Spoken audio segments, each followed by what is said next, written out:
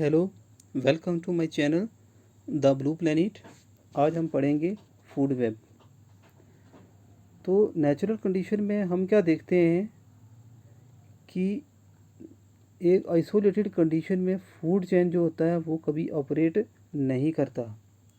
क्या मतलब हो गया कि कोई भी फूड चेन जो है वो अकेला एग्जिस्ट नहीं करता। ये इंटरलिंक्ड होता है एक दूसरे के साथ, जिसमें क्या होता है इंटरलॉकिंग पैटर्न बनता है, जिसको हम बोलते हैं फिर फूड वेब। तो वेब का मीनिंग भी क्या होता है, जैसे मकड़े का जाल होता है, इसी तरीके से जो फूड चेन होते हैं उसका जाल जो बन जाता है उसी इसके नाम से पड़ा गया, नाम पड़ा है इसका फूड वेब।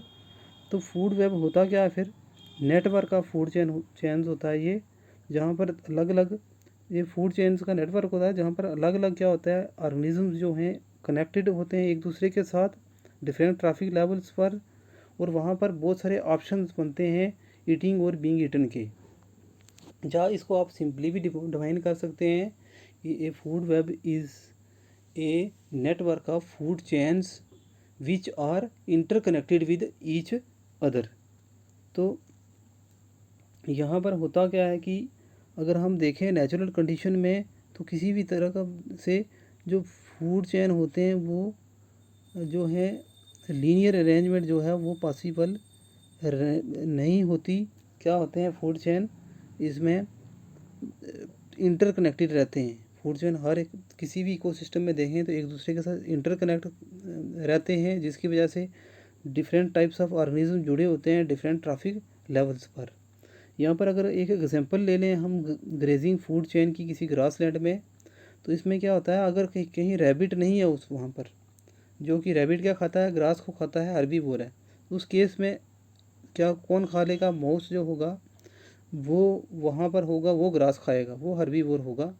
और उसको फिर कौन खाएगा, may be eaten directly by hawk, कोई हॉक है वो खा लेगा उसको।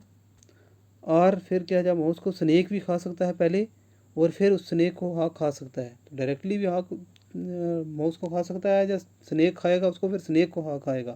तो इस तरह से क्या बहुत सारे ऑप्शन बन जाते हैं, अल्टरनेटिव्स बन जाते हैं फूड वेब में। तो इस इंटरलॉकिंग पैटर्न को हम क्या बोलते हैं, फूड वेब। तो ये एग्जांपल है फूड वेब की, एक ग्रास लैंड में जिसमें ये ग्रास है, ये जिसको बोलते हैं प्रोड्यूसर। तो यहाँ पर क्या है कि यहाँ पर रैबिट खा रहा है इसको, रैबिट को आग खा रहा है। इन केस रैबिट नहीं होता तो इसको तो जीना है, आग को कोई ना कोई एनर्जी कहीं ना कहीं से चाहिए फूड।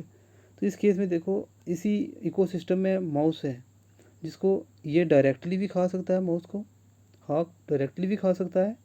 और क्या हो सकता है कि माउस को पहले स्नेक खाएगा और फिर हॉक क्या करेगा, स्नेक को खाएगा। तो इस तरीके से बहुत सारे ऑप्शन बन जाते हैं और एक वेब बनता है, वेब टाइप स्ट्रक्चर बनता है, इसीलिए इसको बोलते हैं फूड वेब। लेकिन क्या होता है कि आपको जब थ्योरेटिकल कोई एग्ज़ाम की तैयारी करनी है, तब तक वो वाला एग्जांपल दे दोगे आप और चल जाएगा।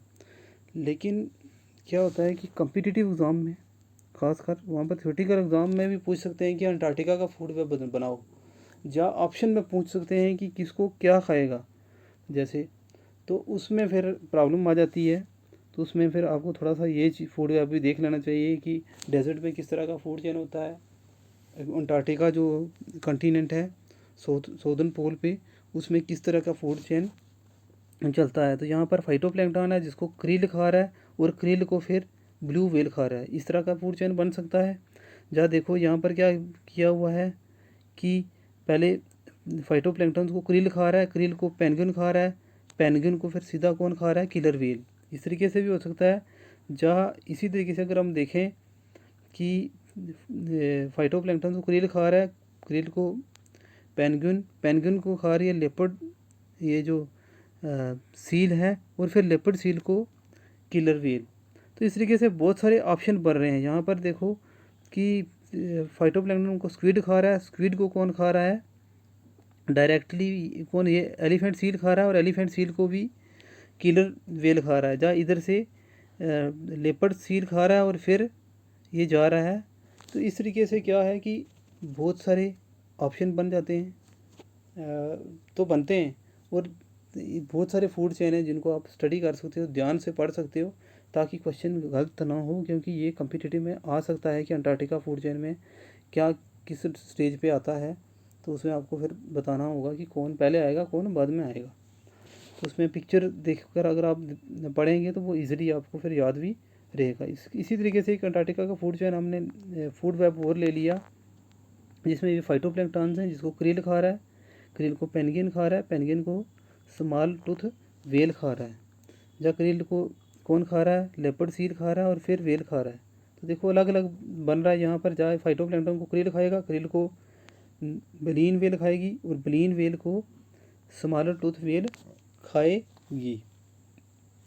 तो इसी तरीके से फाइटोप्लैंक्टन को क्या होगा, ये क्रिल ये भी स्टेज बनी हुई है कि जू प्लैंक्टन खाएगा, इस जू प्लैंक्टन को फिश खाएगी, फिश को एलिफेंट सील खाएगा और एलिफेंट सील को स्मॉलर टूथ वेल खाएगी। तो इस तरह के बहुत सारे ऑप्शन बनते हैं, याद रखना है। किसी भी क्वेश्चन पेपर में ये आ सकता है, इस तरह का पैटर्न बताओ कि फूड चेन में कौन पहले आएगा कौन बाद में आएगा, कौन हर्बीवोर है कौन कार्निवोर है कौन टॉप कार्निवोर है। तो ये एक डेजर्ट फूड वेब है, इसको भी याद करना इतना ही इम्पोर्टेंट है, इसको भी करना है। और ये इजी है वैसे। इसमें क्या है कि जैसे डेजर्ट में कैक्टस होता है, जब पंछिया होता है, उसको कौन खाएगा, कंगारू रैट, और कंगारू रैट को खाएगी फॉक्स, डेजर्ट फॉक्स जिसको बोलते हैं। डायरेक्ट ऐसे भी हो सकता है, जहाँ रैट को स्नेक खाएगा और स्नेक को क्या हॉक खा लेगा। तो इस तरह का डेजर्ट में बन सकता है। जहाँ डेजर्ट में क्या होगा, स्मॉल लिजर्ड खाएगी ये कैक्टस को, और फिर इसको लार्ज लिजर्ड खाएगी। लार्ज लिजर्ड को क्या हो सकता है कि ये भी खा सकता है, डेजर्ट फॉक्स भी खा सकता है, या फिर हॉक भी खा सकता है। तो इस तरीके से अलग अलग फूड चेन जो हैं देखने को मिलते हैं डेजर्ट में, ये भी याद रखना है। तो एक बार आप पॉज करके इन इमेजेस को देख रहे हैं ध्यान से, तो आपको याद रहेगा पिक्चराइज वे में। उसके बाद करेक्टरिस्टिक्स क्या होते हैं फूड चेन के। फूड चेन और फूड वेब के फूड लगभग सेम ही होते हैं। यहाँ पर क्या होता है कि एक चीज़ जो फ़र्क आती है कि फूड चेन स्ट्रेट्स होते हैं, लेकिन फूड वेब जो हैं कभी स्ट्रेट नहीं होते। ये वेब की तरह स्ट्रक्चर होता है इनका, स्ट्रेट नहीं होते। फूड वेब जो हैं वो interlinking patterns of food chain, जो फूड चेन इंटरलिंक्ड होते हैं तब फूड वेब बनते हैं। बहुत सारे फूड चेन इंटरलिंक्ड करेंगे, एक नेटवर्क बनाएंगे, उसको फिर हम फूड वेब कहते हैं, जैसे हमने डेफिनेशन में पढ़ा। फूड वेब क्या करते हैं, प्रोवाइड्स करते हैं different alternative pathway of food. तो इसमें अलग अलग पाथवे हमने देखा कि वहाँ पर रैबिट अवेलेबल नहीं था, तो मॉस से काम चल गया हॉक का। तो इस तरीके से अल्टरनेटिव पाथवे मिलते हैं फूड वेब में। तो फूड वेब क्या होता है, जितने ही ग्रेटर नंबर ऑफ अल्टरनेटिव्स होंगे उतना ही क्या होगा, इकोसिस्टम स्टेबल होगा। जितना ही ज़्यादा नंबर ऑफ ऑप्शंस होंगे उतना ही स्टेबल इकोसिस्टम माना जाता है। और फूड वेब से क्या होता है, ओवर पॉपुलेशन किसी अगर स्पीशीज़ की बढ़ रही है उसको रोक होती है, ये भी हो सकता है होता है। फूड वेब क्या करता है, इकोसिस्टम डेवलपमेंट में भी मदद करता है। तो सिग्निफिकेंस क्या है फूड चेन के, फूड वेब के। फूड वेब प्ले करता है significant role in flow of nutrients and energy. Energy और न्यूट्रिएंट्स का फ्लो होना जो है, फूड वेब इसके लिए सिग्निफिकेंट रोल प्ले करते हैं। और फूड वेब क्या करते हैं, मेंटेन करते हैं किसी भी एरिया की, किसी भी इकोसिस्टम के इकोलॉजिकल बैलेंस बनाने की, जिसमें population of size of organism जो है वो क्या रहता है, बराबर रहता है।